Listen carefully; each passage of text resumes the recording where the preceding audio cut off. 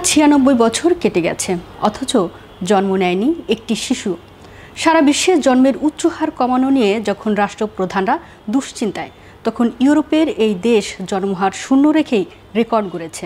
বিস্তারিত ডেস্ক রিপোর্টে। এমন বিস্ময়কর ঘটনাটি ঘটেছে বিশ্বের সবচেয়ে ছোট স্বাধীন রাষ্ট্র ভ্যাটিকান সিটিতে। জি নিউজের এক প্রতিবেদন থেকে জানা যায় 1929 সালের 11 ফেব্রুয়ারি স্বাধীন রাষ্ট্র হিসেবে আত্মপ্রকাশ করে ভ্যাটিকান সিটি। সেই থেকে আজ পর্যন্ত প্রায় 1 শতাব্দী পেরিয়ে গেলেও কোনো শিশু পৃথিবীর মুখ দেখেনি এই দেশে।